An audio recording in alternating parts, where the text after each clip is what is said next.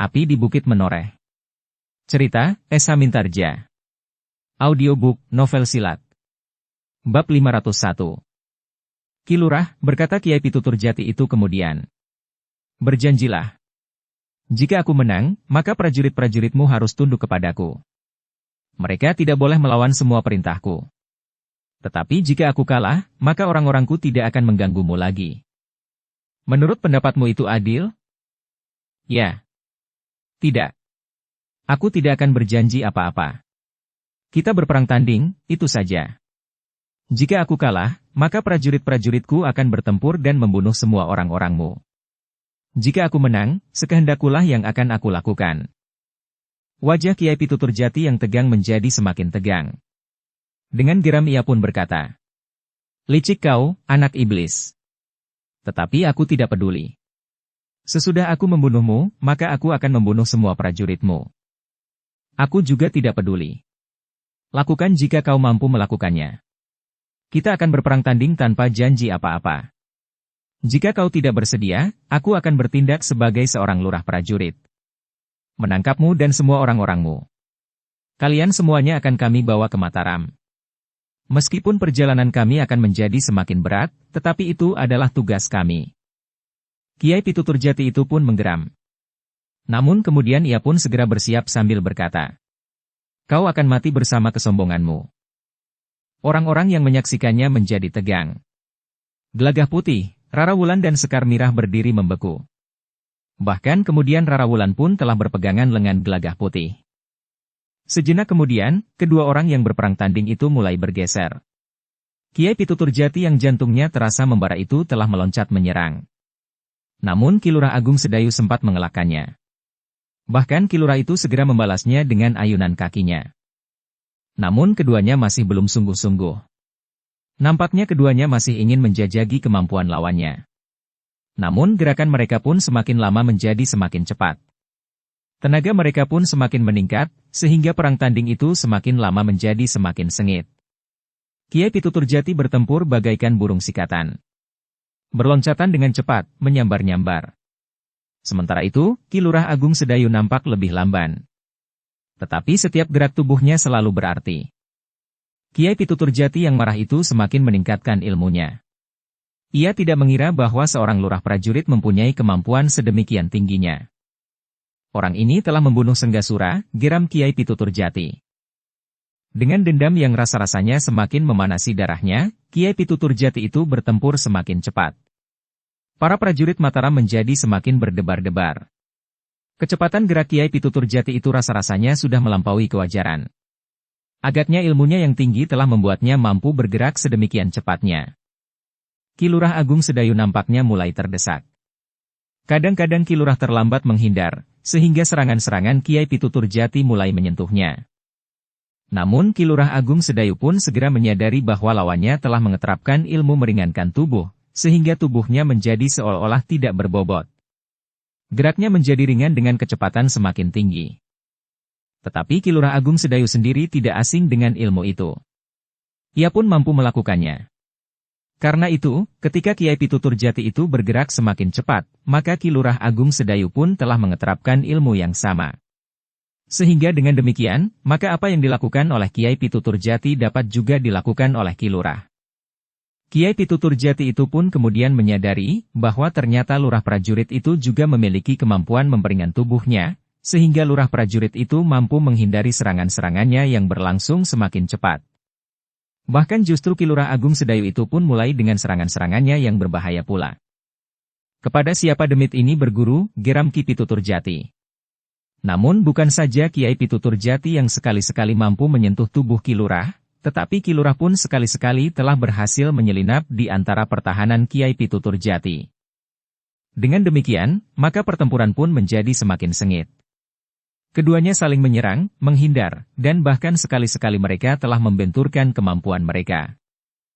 Gila lurah prajurit ini, geram Kiai Pituturjati di dalam hatinya. Setelah ia meningkatkan ilmunya semakin tinggi, ternyata Ki Lurah masih saja mampu mengimbanginya. Pantas jika Senggasura dapat dibunuhnya, berkata Kiai Pituturjati kepada dirinya sendiri. Tetapi Kiai Pituturjati bukan Senggasura. Kemampuan ilmu Kiai Pituturjati jauh lebih tinggi dari muridnya yang terbunuh itu. Karena itu, maka serangan-serangan Kiai Pituturjati pun menjadi semakin cepat. Dengan demikian, Ki Lurah Agung Sedayu pun harus meningkatkan ilmunya pula. Para murid Srenggasura mulai berpengharapan ketika Kiai Pituturjati menyerang lawannya seperti angin pusaran.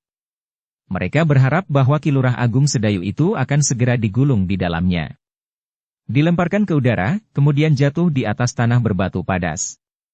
Namun ternyata dengan kecepatan geraknya, Ki Lurah itu mampu menghindar dari serangan-serangan Kiai Pituturjati itu.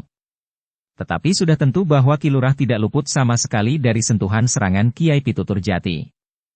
Serangan yang sangat cepat, ternyata masih juga mampu mengenai bahu Ki Lurah Agung Sedayu. Tangan Kiai Pituturjati yang terayun mendatar telah mengguncang pertahanannya, sehingga Ki Lurah itu harus meloncat mundur. Gelagah Putih, Rara Wulan, Sekar Mirah dan para prajurit terkejut. Namun sentuhan pada bahu Ki Lurah Agung Sedayu itu tidak berpengaruh. Sejenak kemudian, Ki Lurah Agung Sedayu telah siap menghadapi serangan-serangan lawannya. Tetapi Ki Lurah Agung Sedayu menjadi lebih berhati-hati. Dilindunginya dirinya dengan ilmu kebalnya. Karena itu, ketika serangan Kiai Pituturjati mengenainya sekali lagi, maka serangan itu tidak menyakitinya. Kiai Pituturjati mula-mula tidak begitu menyadari bahwa lawannya telah mengeterapkan ilmu kebalnya. Tetapi ketika 2-3 kali serangannya yang sempat mengenai tubuh Ki Lurah Agung Sedayu tidak menyakitinya, maka Kiai Pituturjati itu pun menggeram. Ternyata kau memiliki ilmu kebal, Ki Lurah. Aku melatih daya tahan tubuhku dengan bersungguh-sungguh, jawab Ki Lurah Agung Sedayu. Kau memang seorang lurah prajurit yang luar biasa. Beberapa waktu yang lalu Srenggasura membantai seorang lurah prajurit dengan mudahnya. Seorang lurah prajurit yang tidak berdaya menghadapinya. Aku datang untuk menghukumnya. Karena ia telah membunuh seorang lurah prajurit, maka hari ini ia mati oleh seorang lurah prajurit. Persetan dengan igauanmu.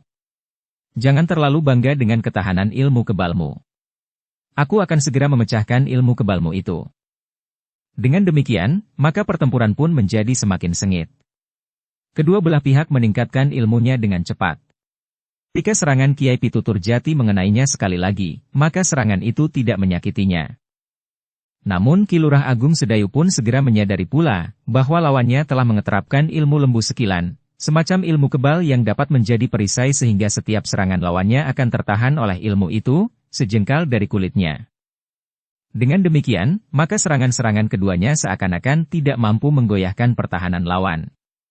Jika serangan Kiai Pituturjati mengenai tubuh Ki Lurah Agung Sedayu, maka serangan itu tertahan oleh ilmu kebalnya. Namun jika serangan Ki Lurah Agung Sedayu yang mengenai tubuh Kiai Pituturjati, maka serangan itu seakan-akan bertahan sejengkal dari tubuhnya. Dengan demikian, maka keduanya telah meningkatkan ilmu mereka lebih tinggi lagi. Untuk menembus ilmu kebal Ki Lurah Agung Sedayu, maka Kiai Pituturjati itu telah menarik senjatanya. Sebilah keris yang besar, yang terselip di punggungnya. Jantung Ki Lurah Agung Sedayu tergetar melihat keris di tangan Kiai Pituturjati itu.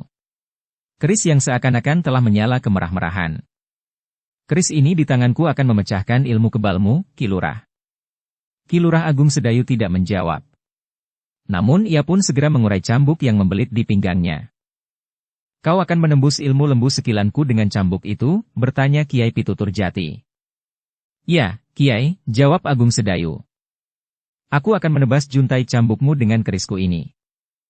Kita akan melihat, apakah kau akan berhasil atau tidak. Ketika Ki Lurah Agung Sedayu menghentakkan cambuknya sendal pancing, maka suaranya meledak menggetarkan udara. Namun Kiai Pituturjati itu tertawa. Katanya, hanya itukah yang dapat kau lakukan dengan cambukmu itu? Kau anggap aku tidak lebih dari seekor domba di padang rumput yang berlari dari kelompoknya. Bukankah kau memang tidak lebih dari seekor domba yang tidak berdaya? Kiai Pituturjati yang tersinggung itu segera meloncat menyerang. Kerisnya yang besar dan panjang itu terayun mendatar menyambar ke arah dada. Ki Lurah Agung Sedayu yang sudah mengeterapkan ilmu kebalnya itu masih juga berusaha mengelak. Ia menyadari bahwa lawannya adalah seorang yang berilmu tinggi. Karena itu, Ki Lurah tidak mau menjadi lengah. Keris yang baik di tangan seorang yang berilmu tinggi itu akan sangat berbahaya baginya. Karena itu, maka ujung keris itu tidak sempat menyentuh ilmu kebal Ki Lurah Agung Sedayu. Namun dalam pada itu, demikian keris itu terayun, maka cambuk Ki Lurah pun telah menghentak pula sendal pancing. Tetapi cambuk itu tidak meledak dengan gema suaranya yang bagaikan mengguncang seluruh hutan. Bahkan hentakan cambuk itu seakan-akan tidak berbunyi sama sekali. Namun hentakan cambuk itu telah berhasil menyusup menembus aji lembu sekilan Kiai Pitutur Jati serta menyentuh kulitnya. Kiai Pitutur Jati meloncat surut. Ternyata bahwa lengannya telah terluka meskipun ia sudah mengeterapkan aji lembu sekilannya. Gila kau, Ki Lurah. Ujung cambukmu mampu menembus aji lembu sekilanku. Jika saja kau tidak mengeterapkan ilmumu itu, maka kulit lenganmu akan terkelupas sampai ke tulang. Jangan menyombongkan diri, Ki Lurah. Ujung kerisku pun akan mampu menembus ilmu kebalmu. Tetapi aku tidak akan membiarkan ujung kerismu menyentuh kulitku. Persetan kau, geram Kiai Pitutur Jati. Ketika Kiai Pitutur Jati meloncat menyerang, maka Ki Lurah Agung Sedayu pun segera menghindari. Namun serangan-serangan Kiai Pitutur Jati pun datang beruntun susul-menyusul. Tetapi cambuk Ki Lurah pun menghentak-hentak pula meskipun tidak terdengar suara ledakannya. Meskipun demikian, justru Kiai Pitutur Jati menjadi berdebar-debar. Ternyata kemampuan Ki Lurah menghentakkan cambuk tidak sekedar seperti seorang gembala yang menggiring domba-dombanya di padang rumput. Pertempuran antara kedua orang berilmu tinggi itu masih berlangsung dengan sengitnya. Serangan-serangan Kiai Pitutur Jati pun kadang-kadang telah mendesak Ki Lurah Agung Sedayu. Bahkan ketika ujung keris itu menyambar pundak Ki Lurah Agung Sedayu yang sudah dilindungi oleh ilmu kebalnya, ternyata masih juga menggores, meskipun goresan yang tipis. Gila, kau, Ki Lurah, geram Kiai Pitutur Jati. Seharusnya tulang di pundakmu itu patah oleh kerisku. Dari mana kau mendapatkan ilmu kebalmu yang sangat kuat dan rapat itu? Kita memang harus berbekal ilmu untuk turun ke arena perang tanding seperti ini, Kiai, jawab Ki Lurah Agung Sedayu. Dari manapun kita menyadap ilmu, namun yang penting ilmu itu kita amalkan bagi kepentingan orang banyak. Melindungi orang-orang yang lemah, serta jika mampu untuk embrasta angkara murka. Pitutur itu seharusnya aku dengar dari Kiai Pitutur Jati. Tutup mulutmu, Ki Lurah. Ki Lurah Agung Sedayu tidak menjawab. Serangan-serangan Kiai Pitutur Jati menjadi semakin deras, sehingga Ki Lurah pun harus berloncatan menghindar. Ternyata ujung senjata Kiai Pitutur Jati itu mampu menembus ilmu kebalnya dan melukai kulitnya. Namun hentakan-hentakan cambuk Ki Lurah Agung Sedayu pun menjadi semakin sering pula. Ketika Kiai Pitutur Jati gagal menggapai dada Ki Lurah Agung Sedayu, Kiai Pitutur Jati tidak sempat menghindari sepenuhnya kejaran ujung cambuk Ki Lurah Agung Sedayu. Pada saat Kiai Pitutur Jati itu melenting tinggi untuk mengambil jarak, ujung cambuk yang dihentakkan dengan kekuatan sepenuhnya sempat mengenai pahanya. Kiai Pitutur Jati mengumpat kasar. Dengan nada tinggi ia pun berkata, pada saat aku mengeterapkan ilmuku lembu sekilan, tidak seorang pun mampu melukai aku. Aku adalah orang lain dari mereka yang bertempur melawanmu itu, Kiai. Bukankah kita baru bertemu kali ini? Jangan berbangga, aku akan segera membunuhmu. Ketika Ki Lurah Agung Sedayu kemudian siap untuk menyerang, maka tiba-tiba saja Kiai Pitutur Jati itu pun tertawa. Suara tertawanya naik meninggi menggetarkan udara. Daun-daun pepohonan pun telah berguncang, sehingga yang sudah mulai menguning telah berguguran di tanah. Ki Lurah Agung Sedayu pun tertegun. Padang perdu itu rasa-rasanya memang telah berguncang. Gelap ngampar, desis Ki Lurah Agung Sedayu. Namun aji gelap ngampar itu bagi Ki Lurah Agung Sedayu tidak terlalu banyak berpengaruh. Dengan tenaga dalam serta daya tahannya yang sangat dalam dari lapisan ilmu kebalnya, aji gelap ngampar itu tidak terlalu berpengaruh. Namun orang-orang yang lain harus mengerahkan daya tahannya untuk melawan kekuatan aji gelap ngampar itu. Sekar Mirah dan Rara Wulan telah memusatkan nalar budinya, sehingga kekuatan aji gelap ngampar itu tidak merontokkan isi dadanya. Dalam pada itu, para prajurit Mataram pun telah terpengaruh pula oleh kekuatan aji gelap ngampar itu. Dada mereka bagaikan telah dihentak-hentak oleh kekuatan yang sangat besar. Beberapa orang mencoba melindungi telinganya dengan telapak tangannya. Tetapi getar ilmu gelap ngampar itu bagaikan menghentak-hentak dada. Sementara itu, para pengikut Kiai Pitutur Jati sendiri nampaknya juga terpengaruh oleh lontaran aji gelap ngampar. Tetapi arah Kiai Pitutur Jati menghadap juga mempengaruhinya. Pengaruh terbesar aji gelap ngampar itu telah menimpa para prajurit Mataram. Ini tidak adil, Kiai, berkata Ki Lurah Agung Sedayu. Kenapa? Bertanya Kiai Pitutur Jati di sela-sela suara tertawanya. Yang berperang tanding adalah aku dan kau.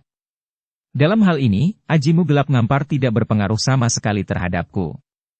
Tetapi orang-orang yang berdiri di luar arena justru mengalami ketegangan yang sangat. Bahkan dada mereka terasa sakit, dan mungkin sekali ada 1-2 di antara mereka yang tidak tahan lagi mendengarnya. Aku tidak peduli. Tetapi serangan ini tertuju kepadamu. Ki Lurah Agung Sedayu tidak menjawab lagi. Tetapi ia bersiap untuk menyerang Kiai Pitutur Jati sehingga ia tidak sempat melontarkan aji gelap ngamparnya. Dengan serta-merta Ki Lurah pun mengerahkan tenaganya. Cambuknya berputar cepat sekali. Kemudian serangannya datang menghentak-hentak. Ki Pitutur Jati berloncatan menghindari serangan Ki Lurah Agung Sedayu. Ia memang tidak tertawa lagi, tetapi Kiai Pitutur Jati itu justru berteriak-teriak keras sekali. Namun pengaruhnya justru tidak menguntungkan bagi para prajurit Mataram. Teriakan-teriakan Kiai Pitutur Jati yang menghentak-hentak itu membuat jantung para prajurit itu semakin sakit. Suara Kiai Pitutur Jati, terutama yang bernada tinggi, rasa-rasanya bagaikan mengiris jantung. Pedih sekali. Ki Lurah Agung Sedayu tidak mempunyai cara lain untuk meredakan teriakan-teriakan yang sangat menyakitkan itu kecuali dengan membungkam sumbernya. Tetapi Ki Lurah Agung Sedayu pun menyadari bahkan Kiai Pitutur Jati yang berilmu tinggi itu tentu tidak mudah ditundukkannya. Sementara itu, meskipun para pengikut Kiai Pitutur Jati juga terpengaruh oleh aji gelap ngampar yang dilontarkan oleh Kiai Pitutur Jati, tetapi mereka tidak mengalami kepedihan seperti para prajurit Mataram yang jantungnya bagaikan teriris oleh tajamnya aji gelap ngampar itu. Agaknya pengaruh kemana Kiai Pitutur Jati menghadap memang cukup besar. Ki Lurah Agung Sedayu yang memiliki ilmu yang tinggi dan pengalaman yang luas itu pun dapat menangkap kenyataan itu. Karena itu, maka hampir saja Ki Lurah Agung Sedayu memerintahkan para prajuritnya untuk berbaur dengan para pengikut Ki Pitutur Jati. Jika mereka berbuat curang dan mendahului menyerang, maka para prajurit Mataram akan dapat menghancurkan mereka tanpa mengganggu perang tanding itu. Tetapi sebelum perintah itu diteriakkan, maka Gelagah Putih telah mengambil sebuah benda kecil dari kantong ikat pinggangnya yang lebar. Sebuah rinding. Aku akan mencobanya, berkata Gelagah Putih di dalam hatinya. Sebenarnya lah, sejenak kemudian terdengar suara rinding yang dimainkan oleh Gelagah Putih. Suaranya memang tidak terlalu keras. Tetapi suara rinding itu telah menggetarkan udara di padang perdu itu. Dalam pada itu, telah terjadi benturan ilmu yang dilontarkan oleh Kiai Pitutur Jati lewat aji gelap ngamparnya, dengan getar suara rinding yang dimainkan oleh Gelagah Putih. Suara rinding itu ternyata sangat berpengaruh. Rasa-rasanya bunyi suara rinding itu bagaikan titik-titik air yang menyiram setiap jantung yang terpanggang oleh aji gelap ngampar yang dilontarkan oleh Kiai Pitutur Jati. Gelagah Putih memang harus mengakui bahwa ia harus mengerahkan ilmu serta tenaga dalamnya untuk dapat mengimbangi aji gelap ngampar yang dilontarkan oleh Kiai Pitutur Jati. Tetapi karena Kiai Pitutur Jati tidak hanya memusatkan nalar budinya untuk melontarkan aji gelap ngamparnya, tetapi ia masih harus melawan serangan Ki Lurah Agung Sedayu, maka ternyata bahwa suara rinding Gelagah Putih masih mampu menahan getar aji gelap ngamparnya. Suara rinding Gelagah Putih itu telah menyengat perasaan Kiai Pitutur Jati. Dengan kemarahan yang menggelegar ia pun berteriak masih dengan lontaran aji gelap ngampar. Kau curang, bocah edan. Kau telah mencampuri perang tanding yang sedang kami lakukan. Tidak. Gelagah Putih pun berteriak. Namun kemudian rinding itu telah melekat lagi di mulutnya. Kenapa kau bunyikan rindingmu untuk melawan aji gelap ngampar? Gelagah Putih berteriak menjawab. Kaulah yang telah menyerang kami yang tidak terlibat dalam perang tanding itu. Sedangkan lawanmu dalam perang tanding itu sama sekali tidak terpengaruh oleh teriakan-teriakan itu. Tetapi justru kami yang tidak terlibat dalam perang tanding itulah yang harus mengalami tajamnya aji gelap ngampar. Karena itu, adalah hak kami untuk mempertahankan diri. Kau tidak hanya sekedar mempertahankan dirimu. Tetapi kau sudah mempengaruhi suasana di medan ini. Seranganmu juga melebar ke seluruh medan. Setan kau! Aku bunuh kau setelah aku membunuh lurah prajurit yang sombong itu. Tetapi Kiai Pitutur Jati tidak sempat berbicara lebih panjang lagi. Cambuk Ki Lurah Agung Sedayu telah menghentak lagi. Tanpa suara, tetapi justru mendebarkan jantung Kiai Pitutur Jati. Keduanya pun kemudian telah terlibat lagi dalam pertempuran yang sengit.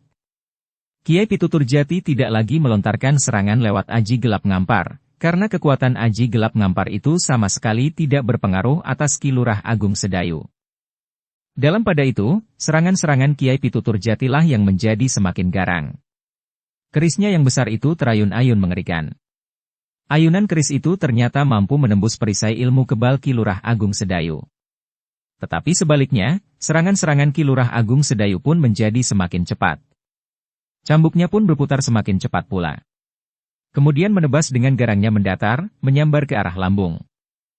Seperti kekuatan dan kemampuan Kiai Pitutur Jati yang mampu menembus ilmu kebal Ki Lurah Agung Sedayu, maka ujung cambuk Ki Lurah Agung Sedayu pun mampu pula menguak aji lembu sekilan Kiai Pitutur Jati. Karena itu, meskipun keduanya sudah mengeterapkan ilmu yang dapat menjadi perisai tubuh mereka, namun ternyata senjata lawan masih juga mampu menggores di kulit mereka, betapapun tipisnya. Dengan demikian, maka pertempuran pun menjadi semakin sengit. Para pengikut Srenggasura yang datang bersama Kiai Pitutur Jati menjadi sangat tegang seperti para prajurit Mataram. Kiai Pitutur Jati serta Ki Lurah Agung Sedayu, yang keduanya memiliki ilmu meringankan tubuh itu, berloncatan dengan cepatnya. Keduanya seakan-akan tidak berpijak di atas tanah. Senjata mereka terayun-ayun mengerikan. Keris Kiai Pitutur Jati menyambar-nyambar seperti sambaran kilat di udara. Sementara itu cambuk Ki Lurah Agung Sedayu pun menghentak-hentak sendal pancing. Ki Lurah Agung Sedayu meloncat mundur beberapa langkah untuk mengambil jarak ketika ujung keris Kiai Pitutur Jati yang panjang itu menggores dadanya. Namun Kiai Pitutur Jati tidak mau melepaskan kesempatan itu. Dengan cepat Kiai Pitutur Jati pun meloncat memburunya. Tetapi Kiai Pitutur Jati itu terkejut ketika tiba-tiba saja ujung cambuk Ki Lurah menyongsongnya. Sebelum Kiai Pitutur Jati sempat mengelak, ujung cambuk itu sudah menguak menyusup di antara aji lembu sekilannya, mengenai dadanya. Kiai Pitutur Jatilah yang kemudian terdorong surut. Bahkan Kiai Pitutur Jati pun telah meloncat pula beberapa langkah untuk mengambil jarak. Tetapi Ki Lurah Agung Sedayu tidak memburunya. Tetapi selangkah demi selangkah Ki Lurah itu pun melangkah mendekatinya. Lurah yang satu ini memang lain, berkata Kiai Pitutur Jati di dalam hatinya. Sebenarnya lah Kiai Pitutur Jati merasa bahwa ilmu Ki Lurah Agung Sedayu itu akan sulit untuk diatasi. Meskipun demikian, Kiai Pitutur Jati yang yakin akan kemampuannya itu tidak akan berhenti. Betapapun sulitnya, Kiai Pitutur Jati bertekad untuk dapat mengalahkan Ki Lurah Agung Sedayu. Karena itu, maka dikerahkannya segala macam ilmu yang pernah disadapnya. Ketika kemudian benturan-benturan yang keras terjadi, maka Ki Lurah Agung Sedayu merasakan udara panas mulai berhembus ke arahnya. Ilmu apalagi yang akan dilontarkan oleh Kiai Pitutur Jati itu, bertanya Ki Lurah di dalam hatinya. Namun pertanyaan itu pun segera terjawab. Tiba-tiba saja dari ujung keris Kiai Pitutur Jati telah dihembuskan udara yang sangat panas. Bahkan kemudian lidah api pun bagaikan dilontarkan ke arah Ki Lurah Agung Sedayu. Lidah api itu pun kemudian seakan-akan meledak menghambur ke segala arah. Minggir, teriak Ki Lurah Agung Sedayu. Gelagah Putih, Sekar Mirah dan Rara Wulan pun segera merentangkan tangannya, memberi isyarat kepada para prajurit untuk bergeser mundur beberapa langkah. Lidah api itu akan sangat berbahaya bagi mereka, meskipun mereka tidak terlihat dalam perang tanding itu. Aji Alaskobar, geram Ki Lurah Agung Sedayu yang meloncat ke samping. Api itu memang menjilatnya. Tetapi Aji Alaskobar itu tidak setajam ujung keris Kiai Pitutur Jati yang mampu menembus ilmu kebalnya dan melukai kulitnya. Meskipun panas Aji Alaskobar itu terasa oleh Ki Lurah Agung Sedayu tetapi jilatan apinya tidak mampu melukai kulitnya. Kiai Pitutur Jati menggeram. Tetapi ia tidak menghentikan serangan-serangannya.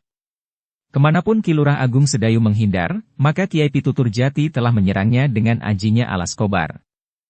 Namun ketika Ki Lurah Agung Sedayu berloncatan memutar dan berdiri di depan para pengikut Srenggasura yang ikut datang ke Padang Perdu itu bersama Kiai Pitutur Jati, maka Kiai Pitutur Jati itu pun menggeram. Kau licik, Ki Lurah. Kenapa? Kenapa kau berdiri di situ? Ya, kenapa? Bukankah aku tidak menyalahi tatanan perang tanding? Kiai Pitutur Jati itu pun kemudian berteriak. Minggir. Semuanya minggir. Jika kalian terbakar oleh api Aji Alaskobar, bukan tanggung jawabku.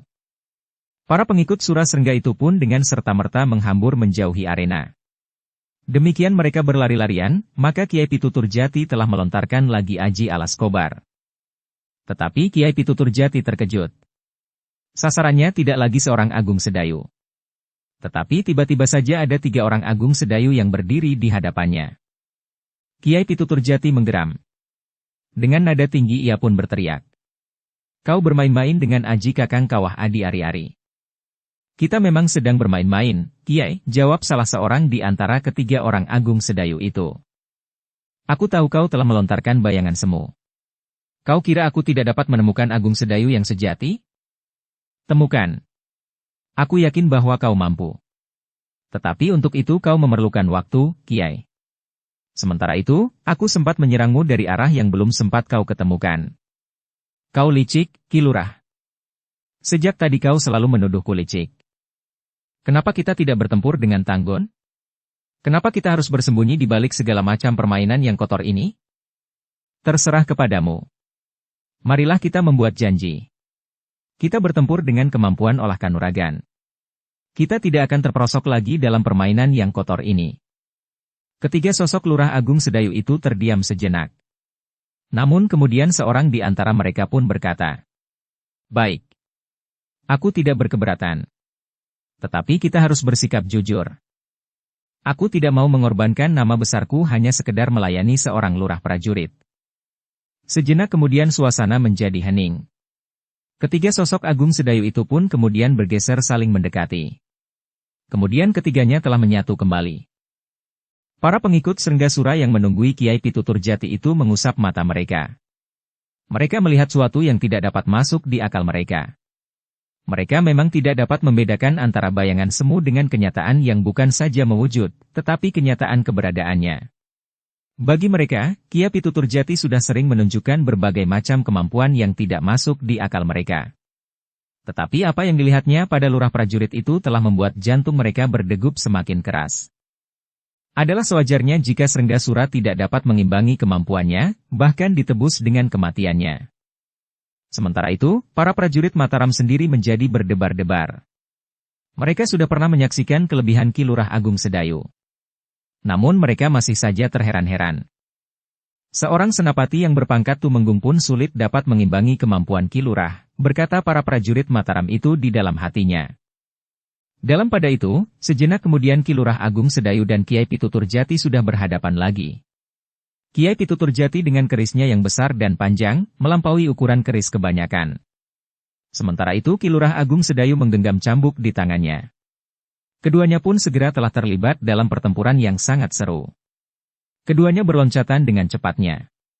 Kaki-kaki mereka rasa-rasanya tidak lagi berjejak di atas tanah.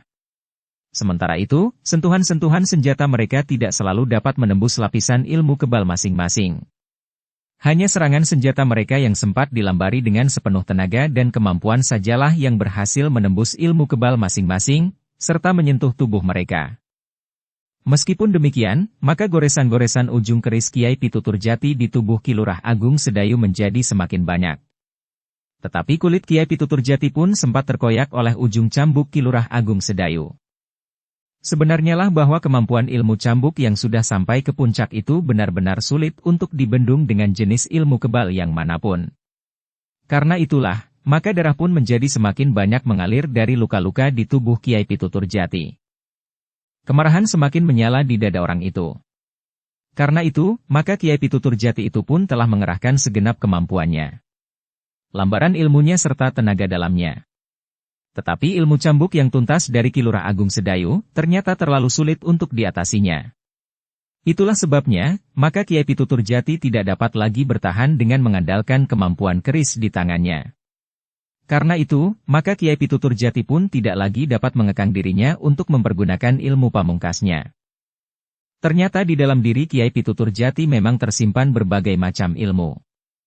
Ia tidak lagi mempergunakan aji alas kobarnya, tetapi Kiai Pitutur Jati telah berhasil mengembangkan aji sapu angin. Tidak saja hembusan udara yang sangat kuat, tetapi dipadukannya dengan kemampuan ilmunya aji alas kobar, sehingga aji sapu anginnya telah meluncurkan udara yang sangat kuat serta panas, melampaui aji alas kobar. Ketika Kiai Pitutur Jati memanfaatkan waktunya sekejap untuk memusatkan nalar budinya, maka terasa gejolak di dada Ki Lurah Agung Sedayu. Agaknya Kiai Pitutur Jati tidak sekedar mempergunakan kemampuan olah kanuragan. Tetapi agaknya Kiai Pitutur Jati siap untuk melontarkan ilmu pamungkasnya yang paling dahsyat.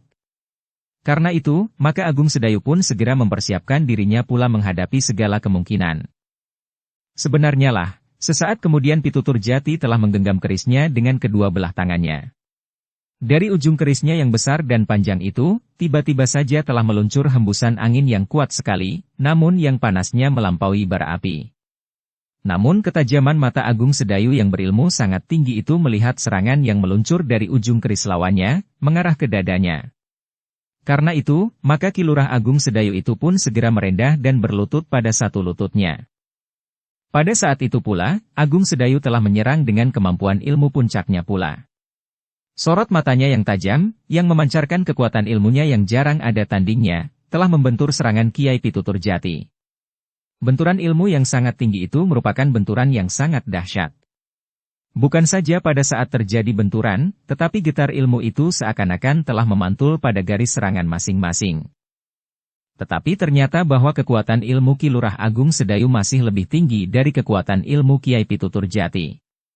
Karena itu, maka pantulan ilmu yang berbenturan itu pun lebih tajam mengarah kepada Kiai Pitutur Jati. Keduanya memang tergetar. Karena Ki Lurah Agung Sedayu berlutut pada satu lututnya, maka kedudukannya lebih mantap dari lawannya. Meskipun tubuhnya berguncang, tetapi Ki Lurah tidak bergeser dari tempatnya. Ki Lurah Agung Sedayu merasakan juga pantulan getaran yang ternyata masih mampu menembus ilmu kebalnya.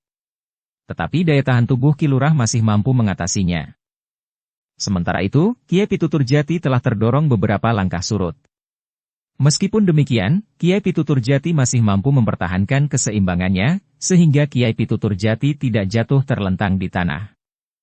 Dalam waktu yang singkat, Ki Lurah Agung Sedayu harus mengambil keputusan terhadap lawannya. Bagi Ki Lurah, Kiai Pitutur Jati adalah orang yang sangat berbahaya. Dengan ilmunya yang tinggi, Kiai Pitutur Jati tidak ikut membantu memberikan perlindungan serta ketenangan bagi mereka yang memerlukan, tetapi sebaliknya. Dengan ilmunya yang tinggi, Kiai Pitutur Jati telah terperosok ke dalam kubangan lumpur yang hitam. Kehadirannya di bumi akan dapat menimbulkan keresahan dan bahkan ketakutan bagi banyak orang. Kiai Pitutur Jati merupakan musuh dari keadilan dan kedamaian. Karena itu, maka Ki Lurah Agung Sedayu dalam kesempatan yang pendek telah mengambil keputusan untuk memusnahkannya, demi kepentingan banyak orang. Itulah sebabnya, sebelum Kiai Pitutur Jati dapat memperbaiki keadaannya, maka Ki Lurah Agung Sedayu, tanpa bangkit berdiri, telah menyerang Kiai Pitutur Jati sekali lagi. Sorot matanya bagaikan memancarkan sinar yang tajam, meluncur langsung mengarah ke dada Kiai Pitutur Jati. Kiai Pitutur Jati yang berilmu tinggi itu sempat melihat serangan itu. Namun ia tidak mempunyai kesempatan yang cukup untuk mengelak atau membentur serangan itu, justru karena Kiai Pitutur Jati sedang berusaha memperbaiki keadaannya setelah terguncang dan terdorong surut. Karena itu, serangan Ki Lurah Agung Sedayu yang meluncur lewat sorot matanya itu telah menghantam dada Kiai Pitutur Jati. Ternyata aji lembu sekilan Kiai Pitutur Jati tidak mampu membendung arus serangan Ki Lurah Agung Sedayu itu. Karena itulah, maka Kiai Pitutur Jati itu bagaikan dilemparkan beberapa langkah surut. Tubuhnya terbanting di tanah seperti sebatang pohon pisang yang roboh. Terdengar Kiai Pitutur Jati itu menggeliat. Ia masih berteriak nyaring. Suaranya memancarkan kemarahan dan dendam yang tiada taranya. Sejenak Ki Lurah Agung Sedayu termangu-mangu. Namun kemudian ia pun melangkah mendekati tubuh Kiai Pitutur Jati yang terbaring. Sekar Mirah pun segera mendekatinya sambil berkata, "Hati-hati, Kakang." Ki Lurah itu pun mengangguk. Sementara itu, Gelagah Putih dan Rarawulan telah mendekat pula. Ketika Ki Lurah Agung Sedayu berjongkok di sebelah tubuh Kiai Pitutur Jati yang lemah itu, terdengar Kiai Pitutur Jati berdesah. "Kau licik, Ki Lurah." "Apalagi yang kau anggap licik, Kiai? Kita sudah sepakat untuk bertempur dengan keterampilan olah kanuragan. Kita tidak akan bermain-main dengan permainan ilmu yang kotor itu. Aku tidak dapat berbuat lain, Kiai. Kau telah menyerang aku dengan ilmumu yang dahsyat. Udara yang kau hembuskan dengan lambaran ilmumu serta panasnya yang tiada taranya, tidak akan terlawan olehku jika aku tidak mempergunakan ilmu andalanku pula. Persetan kau." Nafas Kiai Pitutur Jati pun menjadi tersendat. Suaranya pun menjadi semakin perlahan dan gemetar. Tetapi aku harus membunuhmu. Orang-orangku akan menumpas semua prajurit yang ada di padang perdu ini. Ki Lurah Agung Sedayu tidak menjawab. Ia tahu bahwa saatnya bagi Kiai Pitutur Jati telah tiba. Karena itu, Ki Lurah justru membiarkannya, apa saja yang akan dikatakannya. Tetapi Kiai Pitutur Jati tidak mengatakan apa-apa lagi. Sejenak terdengar ia mengerang. Namun kemudian ia pun terdiam. Ki Lurah Agung Sedayu bergeser mendekat. Dirabanya leher Kiai Pitutur Jati. Sambil menarik nafas panjang, Ki Lurah pun berkata, Kiai Pitutur Jati sudah berlalu. Gelagah Putih, Rara Wulan dan Sekar Mirah menundukkan wajah mereka sesaat. Kemudian ketika Ki Lurah Agung Sedayu berdiri, maka yang lain pun berdiri pula. Kematian Kiai Pitutur Jati telah membuat para pengikut Srenggasura menjadi putus asa. Tidak seorang pun yang berani melawan para prajurit Mataram. Karena itu, maka mereka pun segera menyerahkan diri. Ki Lurah Agung Sedayu pun kemudian telah memanggil orang yang dianggap tertua di antara para pengikut Srenggasura, untuk membicarakan beberapa hal yang dianggapnya penting. Dalam pembicaraan dengan orang yang dituakan di padepokan yang dipimpin oleh Srenggasura itu, Ki Lurah Agung Sedayu telah memutuskan, untuk tidak membawa semua tawanan ke Mataram. Beberapa orang yang dianggap orang-orang terpenting setelah Srenggasura, serta beberapa orang berilmu tinggi, akan dibawa ke Mataram sebagai tawanan. Setelah semuanya diselesaikan, kami akan singgah di padepokanmu, berkata Ki Lurah Agung Sedayu. Namun Ki Lurah masih akan singgah di padukuhan terdekat untuk memakamkan prajuritnya yang gugur. Dukung channel Novel Silat dengan subscribe, follow, like, komen dan share. Mungkin sekali pada suatu saat kita akan memindahkannya, berkata Ki Lurah Agung Sedayu. Di hari berikutnya, Ki Lurah Agung Sedayu dan para prajuritnya sudah berada di sebuah padepokan yang terletak agak terpencil di antara gumuk-gumuk kecil. Padepokan yang berdiri di atas tanah yang agak luas. Menurut penglihatan Ki Lurah Agung Sedayu, padepokan itu nampaknya sebagaimana kebanyakan padepokan yang lain, didukung oleh tanah pertanian di sekitarnya. Sebagian dari tanah pertanian itu adalah tanah yang subur di ngarai yang datar. Namun sebagian terletak di tanah Tadaudan, yang hanya dapat menanam padi sekali dalam setahun. Sedangkan yang lain lagi adalah tanah Pategalan yang kering, yang hanya dapat ditanami padi gaga dan palawija. Padepokan itu mempunyai pula beberapa kolam untuk beternak berbagai jenis ikan. Sedangkan di sisi yang lain terbentang padang rumput dan padang perdu untuk menggembala ternak. Padepokan ini bukan padepokan yang miskin, berkata Ki Lurah Agung Sedayu kepada Dukut, orang yang dituakan, salah seorang yang akan menjadi tawanan dan dibawa ke Mataram. Dukut mengangguk kecil. Tetapi kenapa kalian masih melakukan pekerjaan yang nista itu? Bertanya Ki Lurah Agung Sedayu. Ki Srenggasura yang menghendakinya, jawab Dukut. Tidak seorang pun yang berani melawan kehendaknya. Bagaimana dengan gurunya yang menamakan dirinya Kiai Pitutur Jati itu? Kiai Pitutur Jatilah yang mendorongnya untuk melakukan pekerjaan yang keliru itu. Tetapi nampaknya kalian melakukannya dengan mantap. Kami tidak dapat berbuat lain. Bahkan semakin lama kami menjadi semakin terbiasa, sehingga akhirnya pekerjaan itu menjadi bagian dari kehidupan kami. Ki Lurah Agung Sedayu menarik nafas panjang.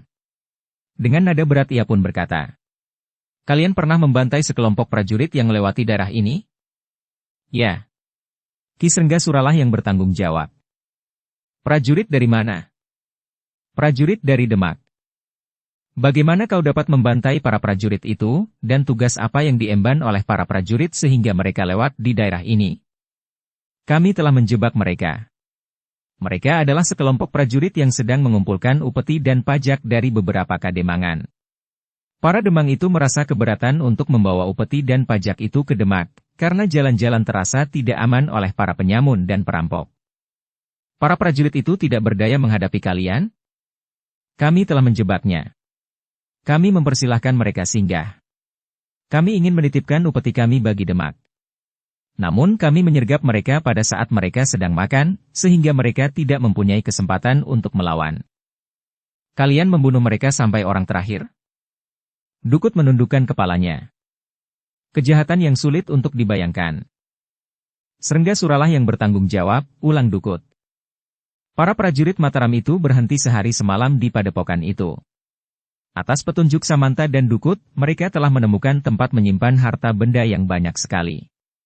Tidak di padepokan itu, tetapi di sebuah goa yang terpencil dan sulit untuk didatangi. Apakah kalian dapat menyebutkan harta benda milik siapa saja yang kalian rampas dan kalian sembunyikan di sini? Kami tidak dapat ingat lagi. Kami merampok, menyamun dan merampas apa saja yang kami anggap berharga. Bahkan di pasar-pasar dan di tempat seseorang yang sedang menyelenggarakan perhelatan. Ki Lurah Agung Sedayu memutuskan untuk membawa benda-benda berharga itu ke Mataram. Kami tidak tahu kebijaksanaan apa yang akan diambil oleh para pemimpin Mataram atas harta benda itu. Tetapi menurut dugaanku, harta benda ini akan dikembalikan ke Demak. Meskipun tidak akan sampai ke tangan pemiliknya lagi karena sudah tidak dapat dikenali, namun harta benda yang bernilai sangat tinggi ini akan tetap berada di Demak. Dukut tidak dapat mencegahnya. Demikianlah, benda-benda berharga itu pun kemudian dikeluarkan dari persembunyiannya dan dimuat ke dalam pedati. Sungsang yang tetap saja terikat, mengumpat-umpat ketika ia melihat benda-benda berharga itu akan dibawa ke Mataram. Ternyata kalian juga perampok seperti kami. Tidak. Kami tidak akan merampok benda-benda berharga ini, karena kami akan menyerahkannya kepada para pemimpin di Mataram. Tetapi Sungsang yang terikat itu berteriak. Omong kosong. Kalian akan membagi benda-benda berharga itu kepada para prajuritmu. Kau dan beberapa orang akan menjadi saksi, bahwa semuanya itu nanti akan kami serahkan kepada para pemimpin di Mataram. Kalian akan membunuh kami di sepanjang perjalanan. Jika kami ingin membunuh kalian, kami akan membunuh sekarang. Untuk melakukannya lebih mudah bagi kami. Kami tinggalkan mayat kalian serta beberapa orang yang akan kami biarkan hidup untuk mengubur kalian. Tidak akan ada seorang pun yang percaya, seandainya orang-orang yang masih hidup itu melaporkan peristiwa yang terjadi itu kepada siapapun. Bohong. Kalian adalah pembunuh dan perampok yang paling kejam. Kami tidak menjebak dan membunuh sekelompok prajurit dengan cara yang licik dan curang. Sungsang masih saja berteriak-teriak. Namun kemudian Gelagah Putih telah menyumbat mulutnya dengan sehelai kain. Ketika malam turun, maka Ki Lurah Agung Sedayu telah memberikan beberapa pesan kepada para pengikut Srenggasura yang akan ditinggalkan di padepokannya. Mereka tidak akan dapat memilih jalan yang manapun juga kecuali menemukan jalan kembali.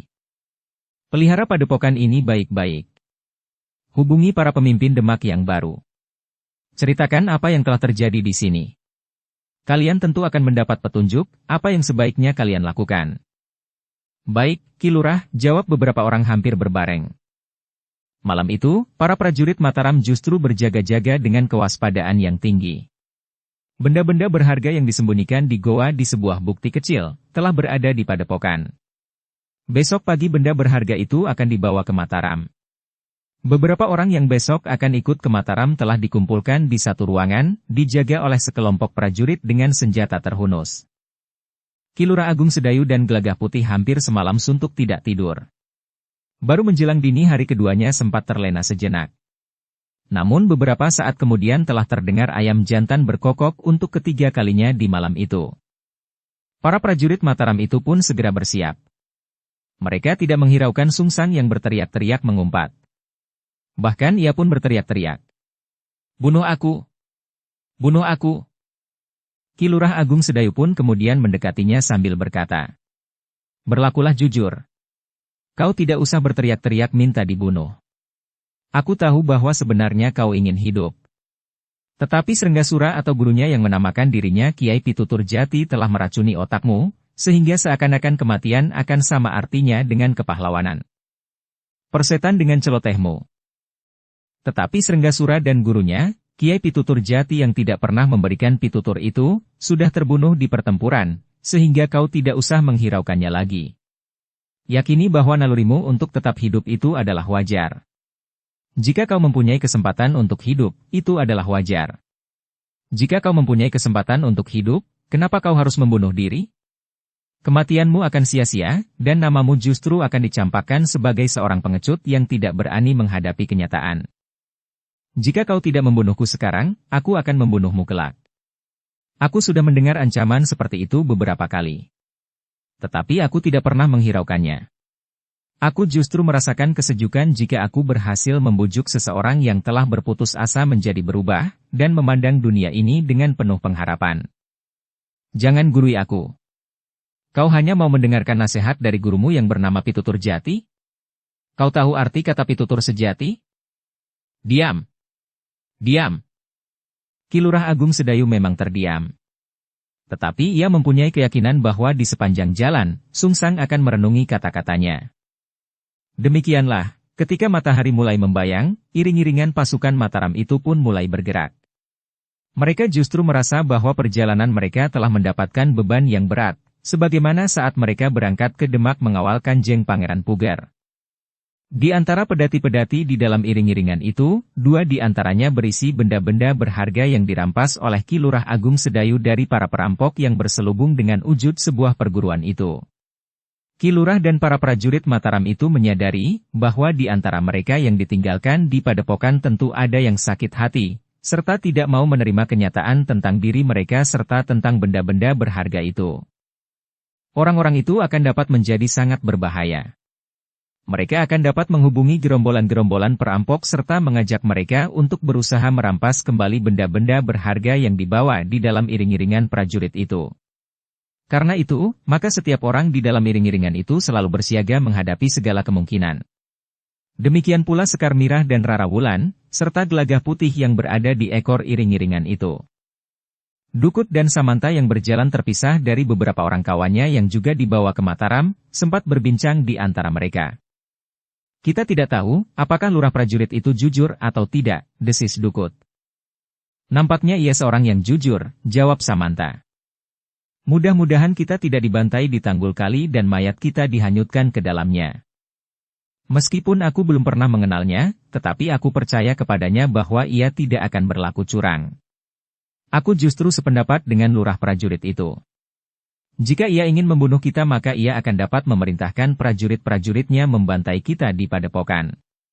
Seandainya itu mereka lakukan, aku pun dapat mengerti, karena kita sudah pernah membantai sekelompok prajurit. Tetapi mereka tidak melakukannya. Dukut menarik nafas panjang. Namun tiba-tiba saja ia bertanya. Bagaimana dengan anakmu? Aku sudah menemukan mayatnya. Anakmu terbunuh? Ya. Tetapi aku tidak dapat menangisinya. Kenapa? Seberapa waktu berselang, aku menyusuri jalan-jalan di lembah dan perbukitan untuk mencarinya. Bahkan kadang-kadang aku sempat meratap dan menangis kehilangan anak itu. Ketika aku ketemukan, rasa-rasanya aku menemukan kembali dunia yang pernah hilang. Tetapi justru aku telah terjerat ke dalam satu kehidupan yang sebelumnya tidak pernah aku bayangkan. Tetapi aku tidak dapat keluar lagi. Anakku telah diracuni dan kehilangan pribadinya. Karena itu, ketika aku ketemukan mayatnya, aku sama sekali tidak meratap, apalagi menangis sebagaimana saat aku mencarinya. Aku relakan anak itu pergi meninggalkan dunianya yang telah dinodainya sendiri itu. Setelah terlibat dalam kehidupan yang garang, kau masih juga mengenali duniamu sendiri. Aku tidak pernah melupakannya. Tetapi aku tidak dapat menyeberang ke sana pada waktu itu, karena anakku telah terbelenggu oleh dunia hitamnya Srenggasura. Aku juga tidak ingin anakku dibunuh oleh Srenggasura jika aku melarikan diri. Tetapi kepergiannya sekarang tidak kau tangisi. Aku lebih ikhlas anakku dibunuh prajurit Mataram, daripada dibunuh oleh Srenggasura. Dukut menarik nafas panjang. Ketika seorang prajurit berjalan di sebelahnya, Dukut itu pun bertanya. Kisanak. Siapakah lurah prajurit itu? Ki Lurah Agung Sedayu, jawab prajurit itu. Aku tahu, Ki Lurah itu namanya Agung Sedayu. Tetapi apa kedudukannya sebenarnya? Apa kelebihannya, bahwa Ki Lurah Agung Sedayu itulah yang ditugaskan untuk mengantar Kanjeng Pangeran Puger ke Demak? Bukankah begitu? Seorang prajurit telah mengatakan kepadaku. Prajurit itu juga mengatakan bahwa Ki Lurah Agung Sedayu itu seorang yang mempunyai kedudukan bahkan kewenangan khusus. Kau salah dengar. Ki Lurah tidak mempunyai kewenangan dan kedudukan khusus.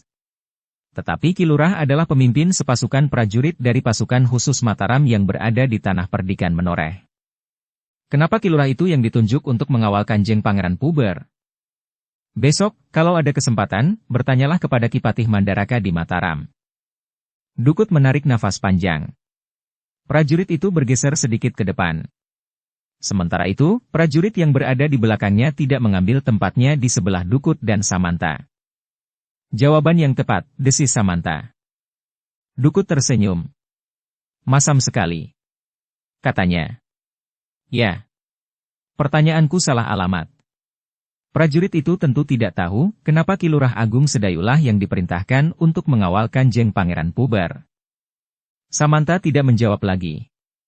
Ketika ia berpaling, ia melihat dua orang prajurit berjalan di belakangnya.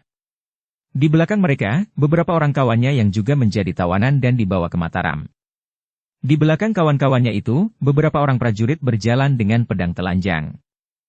Di ujung belakang iring-iringan itu, Gelagah Putih berjalan di belakang pedati yang memuat peralatan yang dibawa sejak dari Mataram.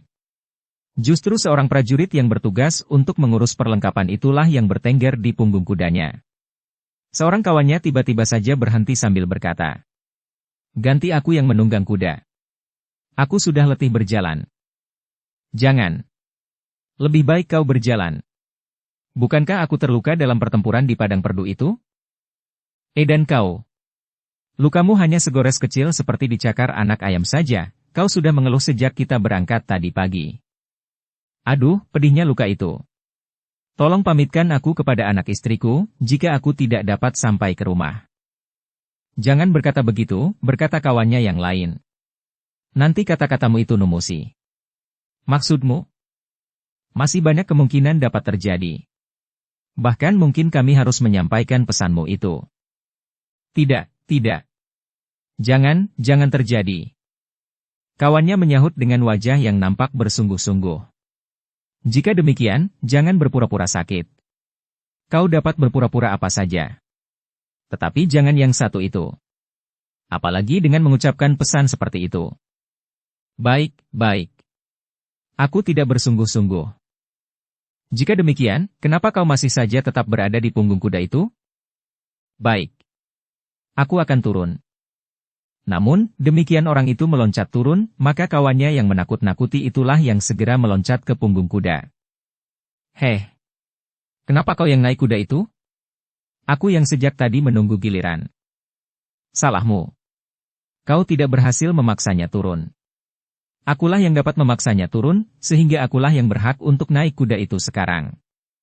"Edan," geram kawannya yang lebih dahulu menyatakan keinginannya naik kuda itu. Dalam pada itu, iring-iringan itu masih saja berjalan seperti siput, justru karena lembu yang menarik pedati tidak dapat berjalan lebih cepat. Ketika iring-iringan itu berhenti di padang perdu yang terbentang tidak jauh dari sebuah hutan yang lebat, maka para prajurit yang bertugas telah sibuk menyiapkan makan dan minum bagi para prajurit itu, dibantu oleh Sekar Mirah dan Rara Wulan. Para prajurit mendapat kesempatan untuk beristirahat. Tetapi sekelompok di antara mereka harus tetap berjaga-jaga. Pedati yang memuat benda-benda berharga telah mendapat penjagaan yang khusus. Ketika para prajurit dan para tawanan mendapat kesempatan untuk makan, maka dua orang prajurit telah mendatangi Sungsang yang terikat sambil membawa sebungkus nasi. Gelagah Putihlah yang kemudian membuka sumbat mulutnya sambil berkata, "Makanlah. Bukankah kau juga lapar?" Tetapi Sungsang itu justru berteriak mengumpat-umpat. "Sungsang," berkata Gelagah Putih, "jika kau masih berteriak-teriak, maka aku akan menyumbat mulutmu lagi. Aku justru akan mencari sobekan kain yang sangat kotor dan berdebu. Lepaskan ikatanku. Kita berkelahi. Aku akan menyumbat mulutmu dengan tumitku." "Jangan berkata begitu. Kau sudah kalah. Kau tidak akan mempunyai kesempatan lagi. Jika demikian, kenapa kau tidak membunuhku? Bukan kami yang membuat keputusan. Biarlah para pemimpin di Mataram yang menentukan hukuman apakah yang harus kau sandang. Mungkin kau memang akan dihukum mati. Tetapi masih ada kemungkinan lain. Karena itu, jangan membuat ulah. Persetan dengan sesorahmu. Jika di Mataram nanti aku juga akan dijatuhi hukuman mati, kenapa tidak kau bunuh saja aku sekarang? Belum tentu. Mungkin kau akan mendapat hukuman lain. Aku tidak peduli. Makanlah." "Tidak. Aku tidak perlu makan. Tetapi jika kau berani membuka ikatan tangan dan kakiku, maka aku akan membunuhmu. Kau mau makan atau tidak?" "Tidak." Gelagah Putih tidak dapat mengulur kesabarannya lagi. Karena itu, maka ia pun telah menyumbat lagi mulut Sungsang, meskipun Sungsang meronta-ronta. Tetapi ikatan tangan dan kakinya yang kuat masih tetap saja menjeratnya. Salah seorang dari kedua orang prajurit yang membawa makan dan minum bagi Sungsang itu menggeram. Kenapa orang itu tidak dicekik saja sampai mati? Kawannya pun menyahut. Aku juga tidak telaten. Hampir saja sebungkus nasi inilah yang aku sumbatkan ke mulutnya. Namun para prajurit itu tidak peduli lagi, apakah Sungsang akan mati kelaparan atau tidak. Ketika hal itu dilaporkan kepada Ki Lurah Agung Sedayu oleh Gelagah Putih, Ki Lurah itu pun berkata, "Kau tidak membujuknya." "Bagaimana aku dapat membujuknya?" Sebelum aku berkata apa-apa, orang itu sudah mengumpat-umpat. Bahkan menantangku untuk berkelahi. "Lalu, kau apakan orang itu?" "Tidak aku apa-apakan. Aku menyumbat lagi mulutnya agar ia tidak berteriak-teriak saja." Ki Lurah menarik nafas panjang. Katanya, "Biarlah nanti aku menemuinya." "Buat apa Kakang menemuinya? Orang itu sudah gila. Jika Kakang menemuinya, maka Kakang hanya akan menambah cepat denyut jantung Kakang." Ki Lurah Agung Sedayu tersenyum. Tetapi ia tidak menyahut lagi. Namun Ki Lurah memang tidak segera menemuinya. Ki Lurah berharap bahwa malam nanti orang itu akan merasa lapar, sehingga ia akan mau makan apa adanya. Beberapa saat kemudian, setelah para prajurit itu cukup lama beristirahat, maka iring-iringan itu pun segera melanjutkan perjalanan menuju ke Mataram. Jalan yang mereka lalui memang agak rumpil, tetapi agak lebih dekat dari jalan yang lain. Tetapi perjalanan ke Mataram memang jauh. Apalagi pasukan itu bagaikan siput yang merayap sangat perlahan. Para prajurit itu tidak dapat memaksa lembu-lembu yang menarik pedati itu berjalan lebih cepat. Karena itu, maka pasukan itu masih harus bermalam lagi di perjalanan. Jika sebelumnya mereka berharap untuk dapat menempuh perjalanan itu lebih cepat daripada saat mereka berangkat ke Demak, ternyata bahwa mereka mengalami banyak hambatan di perjalanan. Sehingga akhirnya waktu yang diperlukan oleh pasukan itu di perjalanan pulang tidak lebih cepat dari saat mereka berangkat. Namun akhirnya pasukan itu telah turun ke jalan yang langsung menuju ke pintu gerbang kota. Meskipun pintu gerbang kota masih belum kelihatan, tetapi rasa-rasanya para prajurit dari pasukan khusus itu telah tiba di rumah. Mereka masih akan bermalam di Mataram barang 2 malam, sebelum mereka kembali ke barak mereka di Tanah Perdikan Menoreh. Tetapi di Mataram para prajurit itu merasa sudah berada di rumah sendiri. Semakin dekat mereka dengan pintu gerbang kota, mereka merasa lembu-lembu yang menarik pedati itu menjadi semakin lamban. Rasa-rasanya mereka ingin mendorong pedati itu agar perjalanan lebih cepat, tetapi para prajurit itu harus menahan diri. Ketika para prajurit itu kemudian melihat pintu gerbang kota di kejauhan maka rasa-rasanya hati mereka telah bersorak. Tetapi mereka menjadi agak kecewa ketika Ki Lurah Agung Sedayu menghentikan iring-iringan pasukannya. Dipanggilnya para pemimpin kelompok untuk mendengarkan penjelasannya. "Aku akan mendahului masuk ke kota. Aku akan menghadap Ki Patih. Ki Patih akan memerintahkan mempersiapkan tempat bagi kita sebelum pulang ke Tanah Perdikan. Mungkin kita akan berada di Mataram 1-2 hari, untuk memberikan laporan serta menyerahkan selain para tawanan, juga benda-benda berharga yang kita bawa." "Jadi, kami harus menunggu di sini?" bertanya seorang pemimpin kelompok. "Ya. Kalian dapat beristirahat di padang rumput itu. Aku tentu tidak akan terlalu lama. Meskipun demikian, kita tentu akan menunggu perintah untuk memasuki pintu gerbang, setelah dipersiapkan tempat bagi kita selama kita berada di Mataram." Para pemimpin kelompok itu mengangguk.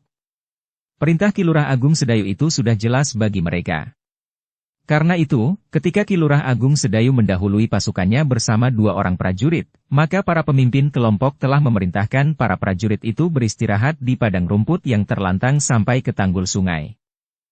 Tetapi para pemimpin kelompok itu tetap mewaspadai para tawanan, termasuk Sungsang yang sama sekali menolak untuk makan di sepanjang perjalanan, sehingga keadaannya menjadi semakin lemah. Namun dengan demikian, ia tidak lagi berteriak-teriak terlalu keras dalam setiap kesempatan. Gelagah Putih, Sekar Mirah dan Rara Wulan berada di antara para prajurit yang beristirahat. Mereka duduk di bawah sebatang pohon yang berdaun rimbun, yang tumbuh di padang rumput itu. Beberapa orang anak yang sedang menggembalakan kambing, tanpa merasa takut mendekati iring-iringan yang berhenti itu. Mereka mengenali pakaian dan kelengkapan para prajurit itu, bahwa mereka adalah prajurit Mataram.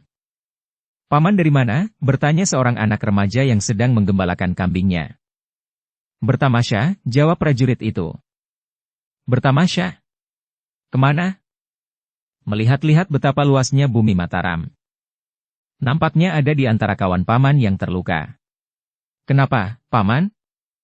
Mereka tergelincir masuk ke dalam selokan yang tanggulnya curam. Gembala itu mengerutkan dahinya.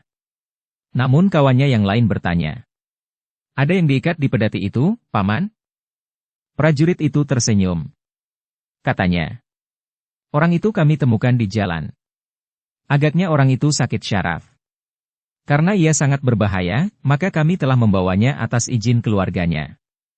Nanti, setelah diobati dan menjadi sembuh, orang itu akan kami kembalikan kepada keluarganya." Gembala itu mengangguk-angguk. Namun agaknya masih ada beberapa pertanyaan di dalam hatinya, meskipun tidak sempat diucapkannya, karena seorang prajurit berkata kepada mereka, "Sudahlah. Lihat, kambing kalian berkeliaran kemana-mana." Anak-anak itu termangu-mangu sejenak.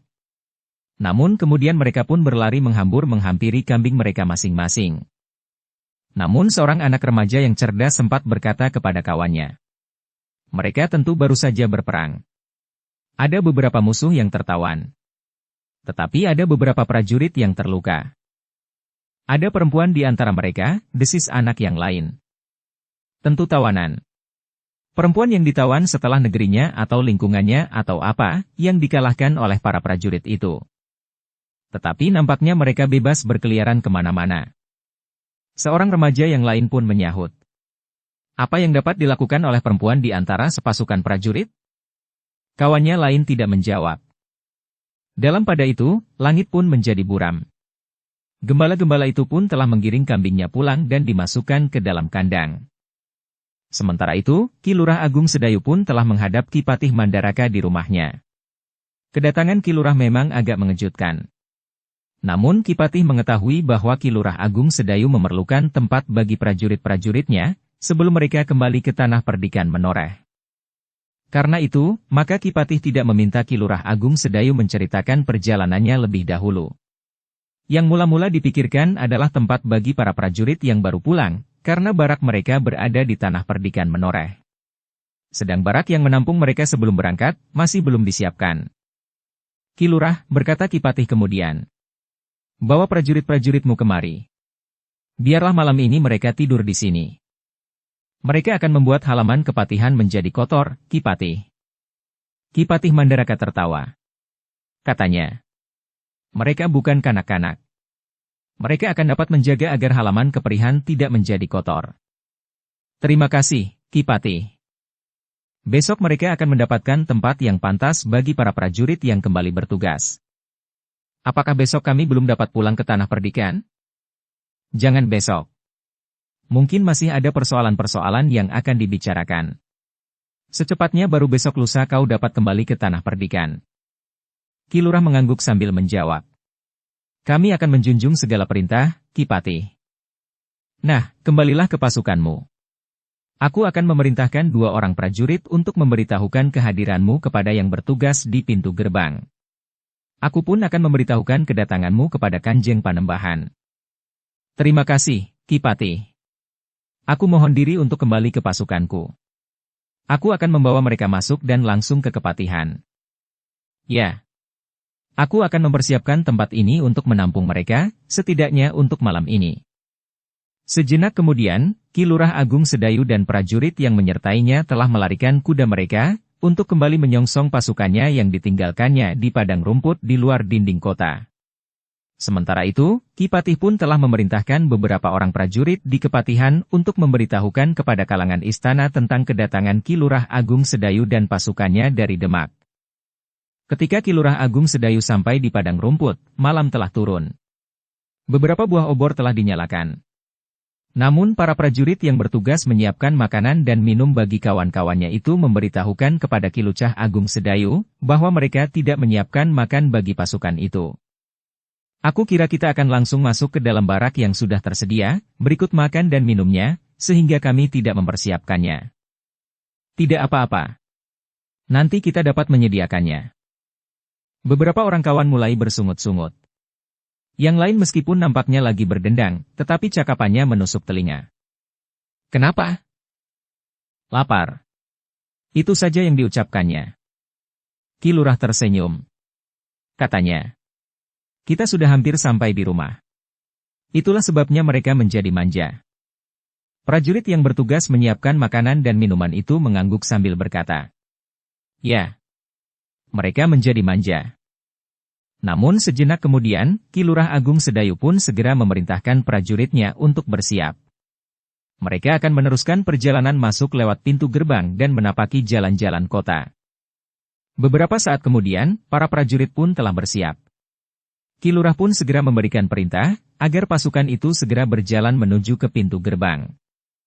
Ketika pasukan itu mendekati gerbang, maka para prajurit yang bertugas pun segera menyambut mereka di sebelah menyebelah jalan. Mereka sudah mendapat pemberitahuan bahwa Ki Lurah Agung Sedayu dan pasukannya telah kembali dari Demak. Bahkan mereka telah mendapat perintah memberikan penghormatan kepada pasukan itu. Ternyata sambutan yang sederhana itu telah memberikan kesan tersendiri. Para prajurit yang pulang dari Demak itu tidak merasa seakan-akan kedatangan mereka tidak ada artinya apa-apa. Beberapa saat kemudian, setelah para prajurit itu menyusuri jalan kota di Mataram, mereka pun langsung menuju ke dalam kepatihan. Ternyata beberapa oncor telah menyala di halaman. Para prajurit itu pun diterima langsung oleh Ki Patih di halaman dalam kepatihan. Sambutan Ki Patih itu pun telah membesarkan hati para prajurit. Apalagi Ki Patih itu langsung memberikan ucapan selamat datang kepada prajurit yang baru saja datang dari Demak itu. Aku atas nama Mataram minta maaf, bahwa aku belum dapat menyediakan tempat yang pantas, berkata Ki Patih kemudian. Setelah upacara penyambutan yang sederhana itu, maka Ki Patih mempersilahkan para prajurit untuk beristirahat. Mereka telah dipersilahkan beristirahat di gandok sebelah menyebelah, serta di serambi samping dalam kepatihan. Sementara para abdi di kepatihan menjadi sibuk mempersiapkan makan dan minum para prajurit itu, sejak para prajurit itu belum datang. Ada beberapa pakiwan di halaman belakang kepatihan, berkata seorang abdi kepada Ki Lurah. Terima kasih, jawab Ki Lurah. Bergantian para prajurit itu pergi ke pakiwan. Bergantian pula mereka menimba air dari sumur di dekat pakiwan-pakiwan itu. Sementara itu nasi dengan lauk dan sayur seadanya telah masak. Namun para prajurit yang bertugas mempersiapkan makan bagi kawan-kawannya itu pun telah menghubungi para abdi yang sedang masak, untuk menyerahkan sisa bekal yang mereka bawa, jika saja dapat dimanfaatkan. Ketika semuanya telah mandi dan berbenah diri setelah beberapa hari menempuh perjalanan, dan setiap kali hanya mandi di sungai yang mereka jumpai di dekat tempat mereka berhenti, maka para prajurit itu pun sempat merasa benar-benar beristirahat, tanpa kecemasan dan bahkan ketegangan terhadap kemungkinan buruk yang dapat terjadi dengan tiba-tiba. Di dalam kepatihan, para prajurit itu tidak merasa khawatir bahwa tiba-tiba mereka akan diserang. Satu-satunya beban bagi mereka adalah menjaga para tawanan yang telah mereka bawa. Dalam pada itu, ketika para prajurit sedang beristirahat, selain mereka yang bertugas menjaga para tawanan, Ki Lurah Agung Sedayu telah menghadap Ki Patih Mandaraka untuk memberikan laporan tentang perjalanan mereka. Kami membawa tawanan dan harta yang disimpan oleh para perampok itu, Ki Patih. Jadi kau bawa harta benda rampokan itu? Ya, Ki Patih. Menurut jalan pikiranmu, harta benda yang sangat berharga itu akan kau pergunakan untuk apa? Kami akan menyerahkan kepada para pemimpin di Mataram. Kau tentu dapat memberikan pendapatmu. Setelah harta benda yang sangat tinggi harganya itu kau serahkan, lalu apa yang sebaiknya dilakukan atas harta benda itu? Disimpan? Menjadi milik para pemimpin di Mataram, atau untuk apa? Ki Patih, berkata Ki Lurah Agung Sedayu. Aku mohon maaf jika aku telah melakukan kesalahan dengan harta benda itu. Tetapi menurut pendapatku, para perampok yang berselubung dengan sebuah perguruan dan tinggal di sebuah padepokan itu, telah merampok, menyamun dan merampas harta benda milik rakyat Demak. Karena itu, maka sebaiknya harta benda itu dikembalikan ke Demak. Mungkin tidak akan dapat kembali ke pemiliknya semula, tetapi kekayaan Kadipaten Demak itu tidak lari dari lingkungan Kadipaten. Ki Patih Mandaraka mengangguk-angguk. Katanya. Aku dapat mengerti jalan pikiranmu, Ki Lurah. Aku sependapat. Tetapi bagaimanakah sikap para pemimpin Demak selain Kanjeng Pangeran Puger sendiri? Kita akan menyerahkannya kepada Kanjeng Pangeran Puger selaku Adipati di Demak. Biarlah kebijaksanaan berada di tangan Kanjeng Pangeran Puger. Baiklah. Besok aku akan menyampaikannya kepada Kanjeng Panembahan. Segala sesuatunya terserah kepada Ki Patih Mandaraka. Nah, sekarang aku persilahkan Ki Lurah beristirahat. Bagi Nyi Lurah Agung Sedayu dan Rara Wulan, dapat disediakan tempat yang khusus, ada sebuah bilik kecil di serambi samping yang dapat mereka pakai. Terima kasih, Ki Patih. Mereka berada di antara para prajurit sejak kami menempuh perjalanan pulang. Ketika berangkat, mereka berada di antara para abdi perempuan yang ikut pindah ke Demak. Tetapi sebaiknya mereka berada di dalam bilik kecil itu. Bukankah lebih baik bagi mereka? Di sini keadaannya sudah berbeda dengan keadaan pasukanmu di perjalanan. Terima kasih, Ki Patih. Malam ini juga, 2 orang lurah prajurit sedang mempersiapkan tempat yang lebih baik bagi kalian, sebelum kalian kembali ke tanah perdikan menoreh. Terima kasih atas perhatian Ki Patih yang sangat besar terhadap kami. Kalian bukan sepasukan prajurit yang baru pulang dari sekedar pergi ke Demak mengantar Kanjeng Pangeran Puger. Tetapi kalian pantas diterima sebagai sepasukan prajurit yang pulang dari medan perang dan membawa kemenangan. Bukankah kalian harus bertempur di perjalanan pada saat kalian berangkat dan pada saat kalian pulang? Malam itu, setelah disiapkan tempat bagi para prajurit yang baru pulang itu, besok pagi-pagi mereka sudah dapat masuk ke rumah yang telah disiapkan itu. Sementara itu, malam itu juga telah datang utusan dari istana yang memerintahkan besok pagi Ki Lurah Agung Sedayu menghadap, menjelang wayah pasar Temawon. Di keesokan harinya, saat cahaya merah kekuning-kuningan membayang di langit, maka Ki Lurah Agung Sedayu dan para prajurit sudah berbenah diri. Mereka siap menunggu perintah, apa yang harus mereka lakukan. Ki Patih yang telah bangun pagi-pagi pula, segera memerintahkan 2 orang prajurit untuk mengantar Ki Lurah serta pasukannya ke tempat yang sudah dipersiapkan. Ki Patih pun telah memerintahkan kepada Ki Lurah untuk menghadap Kanjeng Panembahan pada wayah pasar Temawon. Kami hanya dapat mengucapkan terima kasih, Ki Patih. Mataramlah yang harus berterima kasih kepadamu. Kami sekedar menjalankan tugas. Nah, sekarang bawa pasukanmu ke tempat yang sudah disiapkan itu. Iring-iringan prajurit yang dipimpin oleh Ki Lurah Agung Sedayu itu pun kemudian telah meninggalkan pintu gerbang kepatihan. Dalam iring-iringan itu terdapat beberapa buah pedati, sehingga iring-iringan itu sempat menarik perhatian. Sementara itu, ketika Sungsang masih saja meronta-ronta, maka Ki Lurah Agung Sedayu pun berkata, "Jika kau tidak dapat tenang, maka aku akan membiarkan kau menjadi tontonan. Aku akan meninggalkan pedati dengan kau terikat di dalamnya, di tengah-tengah jalan, dengan dijaga oleh 2 orang prajurit. Aku akan memerintahkan prajurit itu mengedarkan tampah untuk memungut uang bagi mereka yang nonton pertunjukan yang sangat menarik ini." Sungsang tidak dapat menjawab, karena mulutnya disumbat. Namun sikapnya menunjukkan kemarahannya yang amat sangat. Namun akhirnya Sungsang itu pun berhenti. Bukan saja karena kelelahan. Tetapi ia pun tidak ingin menjadi tontonan di tengah jalan. Beberapa saat kemudian, iring-iringan itu telah memasuki regol halaman yang cukup besar dengan halaman yang luas. Rumah itu memang disediakan untuk keperluan-keperluan khusus.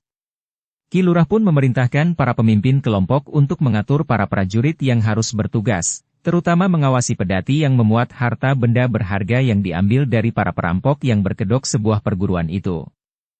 "Aku akan menghadap Kanjeng Panembahan di istana," berkata Ki Lurah Agung Sedayu. Seperti yang diperintahkan oleh Kanjeng Panembahan hanya Krawati, maka di wayah pasar Temawon, Ki Lurah Agung Sedayu pun telah menghadap. Ternyata Ki Patih Mandaraka dan beberapa orang pemimpin Mataram telah menghadap pula. "Aku ingin mendengar laporanmu, Ki Lurah," berkata Kanjeng Panembahan. "Ampun, Kanjeng Panembahan. Dengan perkenan Kanjeng Panembahan, hamba akan melaporkan perjalanan hamba, mengantar Kanjeng Pangeran Puger ke Demak." "Katakan." Ki Lurah Agung Sedayu pun kemudian telah melaporkan perjalanan yang telah ditempuh ketika ia mengawal Pangeran Puger menuju ke Demak. Semuanya telah dilaporkannya. Tidak ada yang dikurangi dan tidak ada yang ditambah. Ki Lurah telah membawa harta benda berharga yang disembunyikan oleh gerombolan Srenggasura, yang telah menyelimuti gerombolannya sebagai sebuah perguruan. "Jadi kau dan pasukanmu harus bertempur pada saat kau berangkat dan pada saat kau kembali?" "Hamba, Panembahan. Di kedua pertempuran itu, ada prajuritmu yang gugur." Ya, Panembahan. Panembahan hanya Krawati mengangguk-angguk kecil. Namun kemudian Kanjeng Panembahan itu pun bertanya. Lalu apa maksudmu dengan membawa harta benda yang berbau darah itu kemari? Ampun, Panembahan. Menurut dugaan hamba, harta benda itu adalah harta benda milik rakyat Demak, sehingga sepantasnya bahwa harta benda itu dikembalikan ke Demak. Adakah dapat dicari, siapakah pemilik benda-benda berharga itu? Tidak, Panembahan. Tetapi harta benda itu sebaiknya kembali ke Demak. Mungkin akan dapat dipergunakan untuk membiayai kerja yang akan sangat berarti bagi Demak. Mungkin untuk membangun bangunan-bangunan yang sangat dibutuhkan oleh rakyatnya. Dengan demikian, maka harta benda itu telah kembali ke kandangnya. Panembahan hanya Krawati mengangguk-angguk. Katanya, baiklah. Aku dapat mengerti jalan pikiranmu. Aku sependapat. Karena itu, biarlah aku menugaskan Eyang Patih Mandaraka untuk mengurus harta benda itu, sehingga tidak akan salah arah. Hamba akan menyerahkannya, Panembahan. Eyang Patih Mandaraka? Hamba, Panembahan. Seperti yang aku katakan, aku serahkan pelaksanaan penyerahan kembali harta benda itu kepada Eyang Panembahan. Ki Patih Mandaraka pun mengangguk sambil menjawab. Baiklah. Pada saatnya hamba akan melakukannya. Tetapi untuk sementara biarlah harta benda itu berada di bangsal perbendaharaan istana. Kita bersama-sama akan menerima dan menghitung apa saja yang telah dibawa oleh Ki Lurah Agung Sedayu itu. Silahkan, Eyang. Sebaiknya Eyang menunjuk siapa saja yang akan Eyang minta menerima harta benda rampasan itu, dan kemudian menyerahkannya kepada petugas di bangsal perbendaharaan. Pada saatnya, Eyang dapat mengambilnya dan menyerahkan kepada petugas yang akan membawanya ke Demak. Baiklah, Panembahan. Kanjeng Panembahan. Ki Lurah Agung Sedayu menyembah. Perkenankan hamba memberikan sedikit keterangan tentang sikap para prajurit Demak. Maksudmu? Pada saat kami sampai di Demak, maka para senapati di Demak justru mempertanyakan, kenapa Mataram tidak memerintahkan saja kepada para senapati di Demak untuk menjemput Kanjeng Pangeran Pugar. Kau bermaksud untuk mengatakan, sebaiknya biarlah prajurit Demak menjemput harta benda berharga itu, bertanya Panembahan hanya Krawati. Hamba, Panembahan. Aku tidak berkeberatan. Tetapi harus ada orang Mataram yang ikut bersama mereka untuk meyakinkan bahwa harta benda yang telah dihitung jumlahnya dan disebut jenisnya itu sampai ke tangan Kakang Mas Adipati Demak. Hamba, Panembahan. Nah, biarlah Eyang Patih yang mengatur. Hamba, Panembahan. Yang penting, sampaikan ucapan terima kasihku kepada prajuritmu. Ternyata mereka mengalami perjalanan yang berat ke Demak. Bukan sekedar berbaris kepanasan serta kedinginan di malam hari. Tetapi prajurit-prajurit itu harus memasuki arena pertempuran untuk menyelamatkan Pangeran Pugar serta keluarganya. Perhatian Kanjeng Panembahan hamba junjung tinggi. Apa yang hamba lakukan bersama para prajurit adalah mengemban kewajiban kami sebagai prajurit. Mungkin ada tugas-tugas berat yang harus kau pikul di masa depan, Ki Lurah. Kesediaanmu memikul kewajiban dengan bersungguh-sungguh akan dapat menempatkanmu ke dalam tugas-tugas yang justru lebih berat. Hamba akan menjunjung tinggi setiap tugas yang harus hamba laksanakan, sejauh batas kemampuan hamba. Nah, sekarang kau dapat meninggalkan persidangan ini. Siapkan segala sesuatunya, terutama yang akan kau serahkan kepada Eyang Patih Mandaraka. Sementara Eyang Patih akan menunjuk beberapa orang yang akan membantunya menerimanya dari menyimpannya di bangsal perbendaharaan, sebelum harta benda itu dibawa ke Demak. Hamba mohon diri, Kanjeng Panembahan. Demikianlah, maka hari itu Ki Lurah Agung Sedayu bersama para pemimpin kelompoknya telah menyiapkan harta benda yang mereka bawa dari tempat penyimpannya yang tersembunyi di bawah kekuasaan Srenggasura. Ki Lurah Agung Sedayu telah minta beberapa orang yang ditawannya untuk menyaksikannya. Mereka harus yakin bahwa harta benda itu akan diserahkan kepada penguasa di Mataram. Hari itu pula, Ki Lurah Agung Sedayu telah menyerahkan harta benda itu kepada Ki Patih Mandaraka. Beberapa orang yang terpercaya telah menghitung dan kemudian menuliskan jenis-jenis harta benda berharga itu. Di antara mereka adalah seorang tumenggung yang bertugas menjaga dan mempertanggungjawabkan bangsal perbendaharaan seisinya. Demikian harta benda itu diterima dan dibawa ke istana untuk disimpan di bangsal perbendaharaan, maka rasa-rasanya beban tugas Ki Lurah Agung Sedayu menjadi jauh lebih ringan. Apalagi setelah Ki Lurah menyerahkan para tawanan kepada Ki Tumenggung Wiradipa yang mengurusnya lebih lanjut. Termasuk Sungsang, yang dianggap sebagai tawanan yang khusus. Yang mengetahui lebih banyak tentang perguruan yang dipimpin oleh Srenggasura itu. Dengan demikian, maka rasa-rasanya tugas Ki Lurah Agung Sedayu sudah tuntas. Mereka akan dapat meninggalkan Mataram dengan ringan, karena semua beban tugas mereka sudah diletakkan. Karena itu, maka malam itu Ki Lurah Agung Sedayu telah menghadap Ki Patih Mandaraka untuk minta diri. Tugasnya terakhir di Mataram adalah menyerahkan kembali beberapa orang prajurit yang bertugas mengurus bahan dan perlengkapan dan mereka yang bertugas menyediakan makan dan minuman. Kau dapat beristirahat barang 2-3 hari di sini, Ki Lurah, berkata Ki Patih Mandaraka. Ampun, Ki Patih. Kami ingin segera berada kembali di tanah perdikan Menoreh. Kenapa begitu tergesa-gesa? Bukankah Nyi Lurah ada di sini pula sekarang? Agung Sedayu tersenyum. Katanya. Tetapi hanya Nyi Lurah sendiri yang berada di sini. Ki Patih Mandaraka justru tertawa. Namun Ki Patih Mandaraka tidak menahan Ki Lurah Agung Sedayu dan pasukannya yang ingin segera kembali ke barak mereka di tanah perdikan Menoreh. Rasa-rasanya memang ada semacam kerinduan terhadap kehidupan di tanah perdikan itu. Meskipun Ki Lurah Agung Sedayu tidak dilahirkan di tanah perdikan itu, namun ia sudah lama tinggal di tanah perdikan itu. Sudah banyak sekali yang dilakukannya, dan bahkan adik sepupunya juga berada di tanah perdikan itu pula. Karena itu, Agung Sedayu seakan-akan sudah merupakan bagian dari tanah perdikan Menoreh. Apalagi ia telah mendapat tugas untuk memimpin prajurit Mataram dan pasukan khusus yang berada di tanah perdikan itu pula. Ki Lurah, berkata Ki Patih kemudian. Jika Ki Lurah benar akan kembali ke tanah perdikan besok pagi, biarlah aku melepas pasukanmu. Atas nama Kanjeng Panembahan Hanyakrawati, aku akan menyerahkan sebuah tunggul berbentuk cakra bagi prajurit dari pasukan khusus yang berada di tanah perdikan Menoreh, sebagai pernyataan terima kasih serta penghargaan dari penguasa tertinggi di Mataram. Kami akan sangat berterima kasih atas penghargaan yang sangat penting itu, Ki Patih. Tetapi seperti yang dikatakan oleh Kanjeng Panembahan Hanyakrawati, justru karena keberhasilan Ki Lurah, maka agaknya Ki Lurah telah mendapatkan kepercayaan dari Kanjeng Panembahan.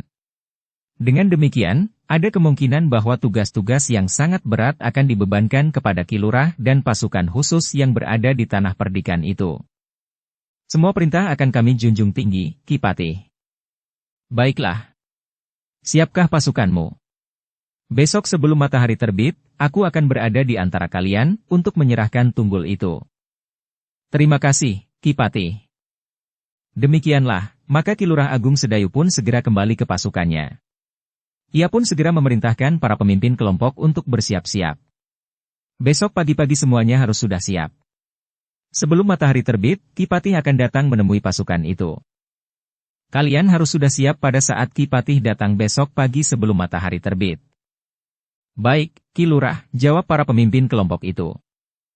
Malam itu, segala sesuatunya sudah dipersiapkan sebelum para prajurit itu pergi ke pembaringan. Besok pagi mereka akan meneruskan perjalanan mereka, pulang ke barak mereka di tanah perdikan Menoreh. Justru karena itu, maka ada di antara para prajurit itu yang justru menjadi sulit untuk tidur. Rasa-rasanya malam merambat jauh lebih lamban dari perjalanan mereka berangkat dan pulang dari Demak. Malam itu rasa-rasanya bergerak lebih lambat dari pedati-pedati yang merangkak di antara iring-iringan prajurit dari Mataram. Namun akhirnya, fajar pun menyingsing. Para prajurit segera mempersiapkan diri masing-masing. Mereka mengenakan pakaian dengan ciri-ciri keprajuritan mereka yang lengkap. Sebenarnya lah, sebelum matahari terbit, Ki Patih Mandaraka bersama 2 orang tumenggung dan beberapa orang prajurit pengawal telah berada di barak yang dipergunakan para prajurit dari pasukan khusus yang berada di tanah perdikan Menoreh itu. Dalam upacara singkat dan sederhana, namun yang telah membuat setiap jantung para prajurit dari pasukan khusus itu berdebaran, Ki Patih telah menyerahkan sebuah tunggul berbentuk cakra atas nama Kanjeng Panembahan Hanyakrawati kepada Ki Lurah Agung Sedayu, mewakili pasukannya. Mataram mengucapkan terima kasih kepada kalian, berkata Ki Patih Mandaraka. Kalian sudah menjalankan tugas kalian dengan baik. Sekarang, aku lepas kalian pulang kembali ke rumah kalian di tanah perdikan Menoreh. Pada saat matahari terbit, maka pasukan kecil itu bergerak meninggalkan Mataram. Ki Patih Mandaraka dan pengiringnya melepas mereka di pintu gerbang. Di paling depan, berjalan 3 orang pemimpin kelompok. Seorang yang di tengah membawa tunggul yang berbentuk cakra dan sebelah menyebelahnya membawa 2 ja pasukan khusus yang berada di tanah perdikan, serta sebuah rontek berwarna terang, lambang keceriaan pasukan itu. Demikian pasukan itu meninggalkan regol barak yang menampung mereka selama mereka berada di Pajang, maka Agung Sedayu dan seorang pemimpin kelompok yang lain segera meloncat ke punggung kuda. Di belakang iring-iringan itu, Gelagah Putih, Sekar Mirah dan Rarawulan mengikuti di atas punggung kuda pula. Mereka tidak berada di dalam barisan para prajurit Mataram dari pasukan khusus yang berada di tanah perdikan itu. Tanpa pedati, maka perjalanan para prajurit itu terasa jauh lebih cepat. Demikian mereka keluar dari pintu gerbang kota, maka perjalanan mereka pun menjadi lebih cepat lagi. Matahari yang memanjat naik telah menghangatkan tubuh mereka. Embun pun mulai menggeliat bangun serta meninggalkan dedaunan yang ditumpanginya di malam yang dingin. Orang-orang yang berpapasan di jalan, memperhatikan iring-iringan itu dengan berbagai macam pertanyaan, tentang sepasukan kecil prajurit yang membawa tunggul berbentuk cakra dengan penuh kebanggaan. Sinar matahari yang menjadi semakin tinggi terasa mulai menggatalkan kulit. Keringat pun mula mengembun di tubuh para prajurit yang berjalan dengan langkah yang mantap itu. Namun perjalanan itu terasa sangat berbeda dengan perjalanan panjang yang baru saja mereka tempuh. Perjalanan pulang itu mereka lakukan dengan jantung yang terasa mekar. Tanaman di sawah yang membentang luas itu bagaikan wajah telaga dengan airnya yang kehijauan. Gelombang-gelombang kecil mengalir dalam sapuan angin yang lembut. Hati para prajurit dalam perjalanan pulang itu terasa cerah, seperti cerahnya matahari pagi yang menapaki langit dengan langkahnya yang lamban, dalam irama yang tidak pernah berubah. Para petani yang berada di sawah mereka pun nampak berwajah cerah pula memandangi padi mereka yang tumbuh subur itu mulai bunting. Pengharapan pun rasa-rasanya menjadi semakin dekat. Meskipun kadang-kadang mencuat pula kegelisahan, bahwa tiba-tiba saja akan muncul hama yang menghancurkan pengharapan mereka. Namun dalam para itu, selama Ki Lurah Agung Sedayu, Sekar Mirah, Gelagah Putih dan Rarawulan tidak berada di tanah perdikan menoreh, telah datang di tanah perdikan itu, orang-orang yang tidak mereka kenal sebelumnya. Seorang laki-laki yang sudah separuh baya dan 2 orang laki-laki muda. Mereka bertiga tidak datang ke tanah perdikan menoreh untuk menemui Ki Gede, tetapi mereka datang ke rumah Ki Argajaya. Dengan ramah Ki Argajaya menerima mereka. Tetapi karena Ki Argajaya merasa belum pernah mengenal mereka, maka ia pun bertanya. Maaf, Kisanak. Barangkali kita belum pernah bertemu sebelumnya. Karena itu, maka perkenankanlah aku bertanya, siapakah Kisanak bertiga ini? Orang yang sudah separuh baya itu tersenyum. Katanya dengan nada rendah. Akulah yang harus minta maaf, Ki Argajaya. Aku datang begitu tiba-tiba tanpa memberi isyarat lebih dahulu. Tidak apa-apa, Kisanak. Bukan itu soalnya. Tetapi sekali lagi aku minta maaf, bahwa rasa-rasanya kita belum pernah bertemu. Karena itu, jika Kisanak tidak berkeberatan, perkenankanlah aku mengetahui serta sedikit tentang Kisanak bertiga. Nama Kisanak, dari mana Kisanak datang, dan kemudian apakah keperluan Kisanak? Orang itu tertawa. Katanya. Jadi Ki Argajaya ini benar-benar lupa kepadaku? Ki Argajaya mengerutkan dahinya. Ia bukan seorang pelupa meskipun umurnya sudah menjadi semakin tua. Biasanya, ia selalu dapat mengingat kembali orang-orang yang pernah ditemuinya meskipun baru sekali. Tetapi ketiga orang ini rasa-rasanya memang belum pernah ditemuinya dimanapun juga. Sebelum Ki Argajaya mengatakan sesuatu, orang yang sudah separuh baya itu pun berkata. Tetapi itu wajar sekali. Pertemuan kita yang baru 1 kali itu terjadi belasan tahun yang lalu. Aku masih remaja pada waktu itu. Ki Argajaya memang lebih tua sedikit dari umurku. Tetapi Ki Argajaya waktu itu juga belum menikah. Jadi sudah antara 3-40 tahun yang lalu Kisanak? Ya. Pada satu perhelatan pernikahan Paman Tanda Jaya. Di Jati Pendawa? Ya, di Jati Pendawa. Di rumah pengantin perempuan. Bibi Kantil, yang kemudian kita panggil Bibi Tanda Jaya. Tepat. Jadi Ki Argajaya masih ingat? Aku masih ingat tentang perhelatan itu. Aku bermalam di rumah pengantin perempuan itu semalam. Aku tidak. Ki Argajaya mencoba mengingat-ingat. Siapa saja yang ditemuinya dalam perhelatan itu. Tetapi begitu banyak orang, sehingga mungkin saja ia melupakan salah seorang di antara mereka. Ki Argajaya, berkata orang itu. Ki Argajaya ingat kepada kakek Saradan? Ya, aku ingat. Dengan kisah Pak Arup? Bersambung ke bab 502. Dukung kami dengan subscribe, follow, like, komen dan share. Terima kasih.